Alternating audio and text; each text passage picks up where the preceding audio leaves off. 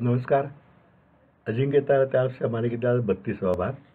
माझ्या अनुभवाला आणखीन 4 भाग होते आणि 36व्या भागापर्यंत आपली ही मालिका संपेल असं मला वाटतंय. पाहूया आता कसं नक्की काय होतंय ते. अर्थात कारण त्याला बंधन आहे की पुस्तक लिहिलेलं आहे. त्यामुळे पुस्तक संपलं की मालिका संपेल आणि ती संपल्यानंतर पुढे काय करायचं यावर नंतर विचार माझा चालू होईल. या कोरोना काळात पण ह्या सगळ्या YouTubeमुळं खूप आनंद मला घेता आला आणि लोकांच्यापर्यंत पोहोचवता आला. आणि आम्ही एक नवीन मैफलसुद्धा परवा या 31 मार्चला स्ट्रीम केली उपेंद्र भटांची.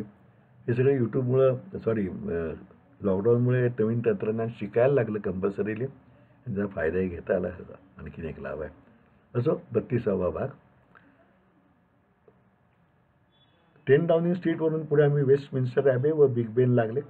त्या प्रचंड टॉवरवरील जगप्रसिद्ध घड्याळाचे वर्णन आजपर्यंत ऐकले होते ते प्रत्यक्ष पाहून खरोखरी समाज झाले. जाता आता हाईड पार्क लागले. हाईड पार्क ही ब्रिटिशांच्या वक्तृत्व स्वातंत्र्याची स्मरणिका आहे. तेथील हिरवळे उभे राहून कोणाही माणसाला मनात येतील ते विचार मुक्तपणे मांडण्याची मुभा आहे. स्टेज, टेबल, खुर्ची, लाऊडस्पीकर वगैरे सरंजाम इथे गरज नाही. संध्याकाळचे वेळी एखादे स्टूल अगर खोके मांडून त्यावर उभे राहून प्रत्येक वक्ता आपले स्वतंत्र व्यासपीठ तयार करतो आणि श्रोते उभे राहून ते ऐकत असतात. पोलीस परवाना वगैरे सुद्धा भानगड नाही. वक्ता चांगला असला तर श्रोतेही गर्दी करतात, चांगला नसला तर तेही पांगतात. पण उत्साही वक्त्याला 2-4 श्रोतेही पुरतात. जगातील अनेक तरुणांनी आपल्या वक्तृत्वाने हाईड पार्क गाजवला आहे. परागंदा देशभक्तांनी इथे येऊन भाषणे देऊन स्वातंत्र्य चळवळीचा पाठपुरावा केला आहे. आज आपल्याकडे भारतात चांगल्या वक्त्यांची वाण आहे. हाईड पार्कची कल्पना मुंबई, पुणे, दिल्ली अशा ठिकाणी कोणी उचलून धरली तर काही झाकली माणके आपोआप प्रकाशात येतील असा मचार मनात आल्याशिवाय राहिला नाही. बकिंगहॅम पॅलेस हा राजघराण्याचा राजवाडा मोठा इम्प्रेसिव्ह आहे. प्रत्यक्षात इथे राजघराण्यापैकी कोणी राहत नाही. साताऱ्यात असल्याने मला प्रश्न पडला की मग हा राजवाडा सरकारी कचेऱ्या, कोर्टाला वगैरे भाड्याने तर दिला नाही. पण तसे काही नाही. परंपराप्रेमी ब्रिटिशांनी या राजवाड्याचे राजेशाही पण आजही जपले आहे. या राजवाड्याचे रक्षक म्हणजे गार्ड्स बदलण्याचा कार्यक्रम म्हणजे प्रवाशांचे खास आकर्षण. पूर्वी रक्षणाची खरोखरी जरुरी असल्याने ठराविक कालावधीनंतर रक्षक बदलण्याचा कार्यक्रम व्हायचा. पुढे रक्षणाची जरी जरुरी संपली तरी प्रवाशांचे आकर्षण म्हणून हा सोहळा आजही चालू ठेवला आहे. अधूनमधून ब्रिटिश पार्लमेंटमध्ये या सोहळ्याच्या खर्चाबद्दल व त्याच्या अनावश्यकतेबद्दल चर्चा होते. परंतु परंपरावादी ब्रिटिश मंडळी थोडीशी काटछाट करण्या इतपतच प्रागतिक झाली आहेत. पण तो कार्यक्रम बंद करण्याइतका पुरोगामीपणा त्यांना अद्याप आवश्यक वाटलेला नसावा. देशोदेशी सर्व प्रवासी हा सोहळा बघण्यासाठी गोळा झाले होते. काळे बूट, काळ्या पॅन्ट्स, त्यावर भडक लाल कोट, कोटानं पांढरे पट्टे आणि डोक्यावर वैशिष्ट्यपूर्ण उंच काळी केसाळ टोपी अशा वेशातील गार्ड्सचे संचलन सुरू झाले. प्रथम बँड पथक होते. त्यामागोमाग रुबाबदार देखण्या घोड्यावर गार्ड्स बसले होते. बँडच्या सुरेल व शिस्तबद्ध ट्यूनच्या तालावर चाललेली ती परेड पाहणे आनंददायी होते. उभ्या असलेल्या एका गार्डजवळ जाऊन बदली गार्ड लष्करी थाटात त्याची जागा घे.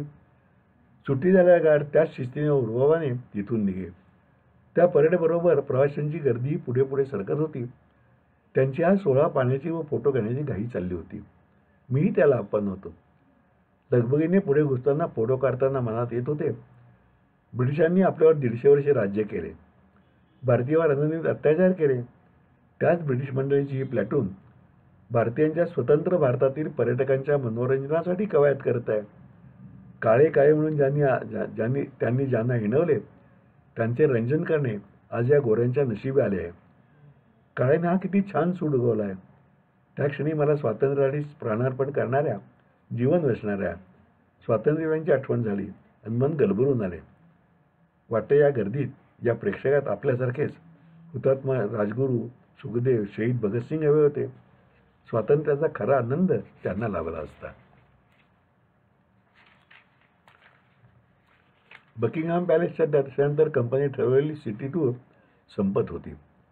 त्यानंतरचा संपूर्ण दिवस प्रवासी कंपनीच्या भाषेत फ्री म्हणजे आपल्यासारख्या सामान्य प्रवाशांना तुमच्या खर्चाने काय हवे ते करा असा होता. ती बस सोडून तुम्हीच तुमच्या जेवणाचे पहा, कुठे फिरायचं असेल तर फिरून घ्या आणि आपल्या मुक्कामाला बार्बिकन सिटी हॉटेलला परस्पर या असाच तो सल्ला होता. अर्थात याची पूर्वकल्पना भारतातून निघतानाच कंपनीने दिली असल्याने आमच्याही मनात पुढे काय करायचे ठरलेलेच होते. सकाळच्या धावपळीतच का होईना पण भरभक्कम ब्रेकफास्टमुळे जेवणाची तशी निकड नव्हती. त्यामुळे आधी मादाम तुसाचे जगप्रसिद्ध म्युझियम पाहायचे आणि मगच पोटाकडे लक्ष द्यायचे होते. सकाळपासून सिटी टूरची त्यामुळे सर्व ग्रुपमध्ये चर्चा होऊन ती संपल्यावर म्युझियमला कोण कोण येणार हा वेगळा ग्रुपसुद्धा तयार झाला. ग्रुप झाला की शब्दाला वजन येते हा आपला अनुभव वेळ पडून परत जाता जाता बसने म्युझियमच्या जवळच या ग्रुपला सोडायचे हे आम्ही नक्की करून घेतले. त्यामुळे बेकर स्ट्रीटला आम्हाला सोडून राहिलेले प्रवासी घेऊन बस हॉटेलकडे गेली आणि आम्ही म्युझियमच्या मेलीबोन रोडकडे. एखाद्या आलिशान चित्रपटगृहाप्रमाणे या म्युझियमचे बहिरंग होते. दर्शनी भपक्यापासून ते अगदी तिकीट खिडकीपर्यंत दर माणसी 2.5 पाऊंड तिकीट होते. पण आमच्या बच्चा राजाने कुठेतरी ग्रुपने गेल्यास त्यातही कन्सेशन मिळते असे वाचले होते, म्हणून तो थांबा आधी मी ग्रुप कन्सेशन चौकशी करून येतो, तोपर्यंत तुम्ही तिकिटे काढू नका अशा बजावून आम्हा सगळ्यांनाच टांगते ठेवून गेला. 20 तिकिटावर एक फ्री आहे अशी मौलिक माहिती त्याने आणल्याबरोबर आमची पुन्हा एकदा शिरगंती झाली. 23 माणसे असल्याने 22 तिकिटात भागेल हे नक्की झाले, पण ती सर्व किमान 20 तिकिटे तरी एकदम काढणे जरूर होते. अस्मादिक कर सल्लागार म्हणजे बहुधा पैसे गोळा करणारा इसम असावा अशा भावनेने बच्चा पत्नी वगैरे तरुण मंडळीने, गोडवर साहेब जरा तुम्हारे पास के 70 पाउंड दे देना, हम तिकीट निकालते हैं, तब तक तुम हर एक के 2.5 पाउंड वसूल करो असे बंबई हिंदीत सांगून माझ्या खिशाला पार तळे दाखवले. आजपर्यंत कर देणे कसे कमी करता येईल असा कायदेशीर सल्ला देण्यात मी 20-25 वर्षे घालवली होती. त्यामुळे वसुली करणे किती कठीण काम आहे याचा अनुभव नव्हता तो या निमित्ताने आले.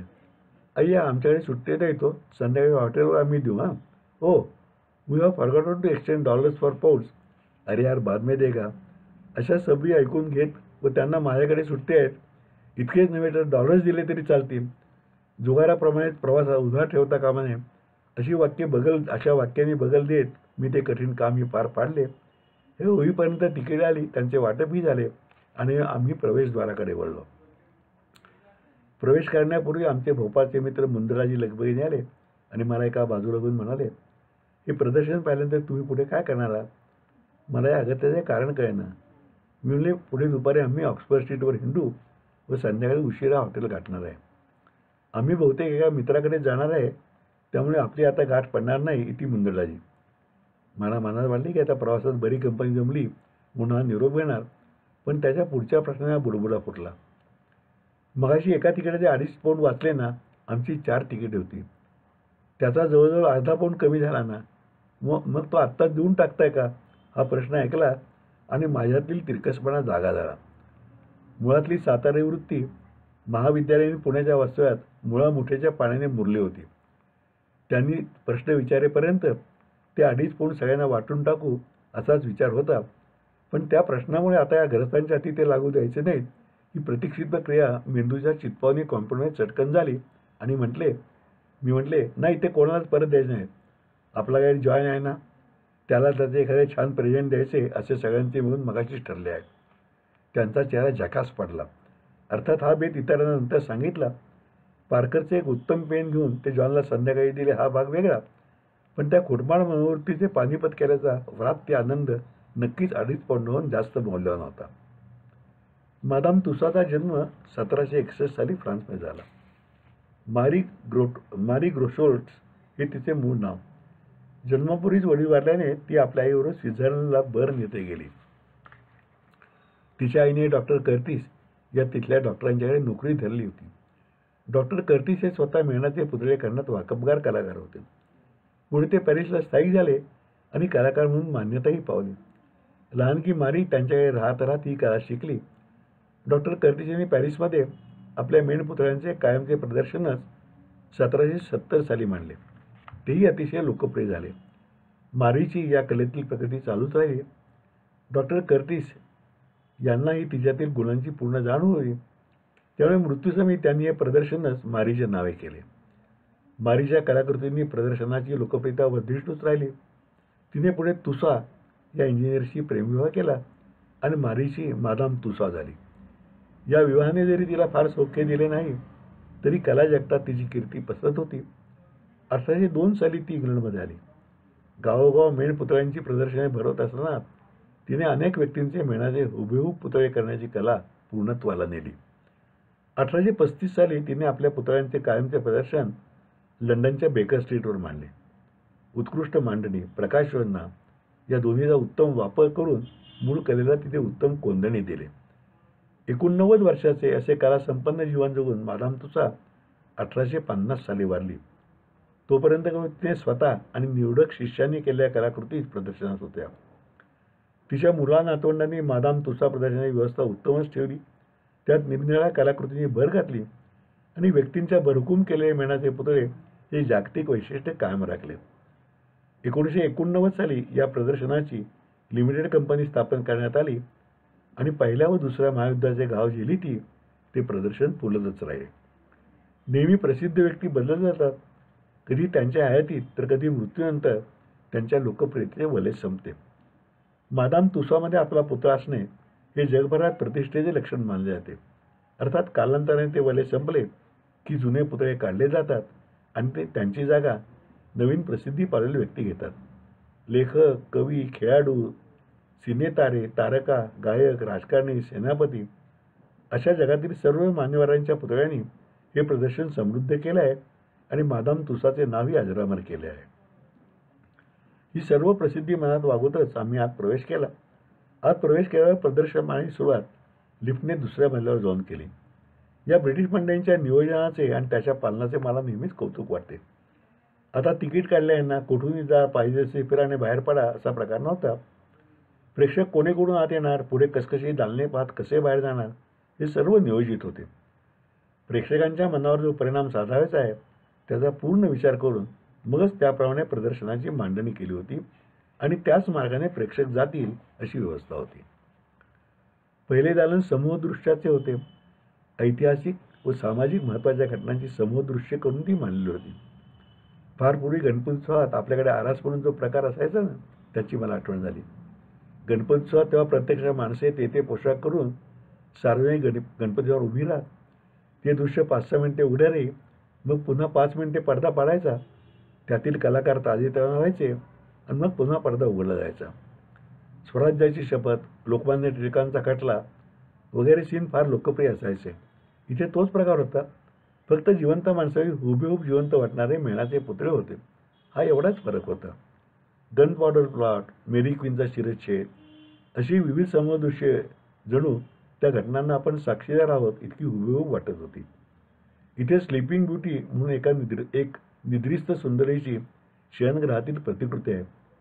जणू ती आत्ता जागी होईल असे वाटण्यासारखे ते दृश्य जिवंत आहे.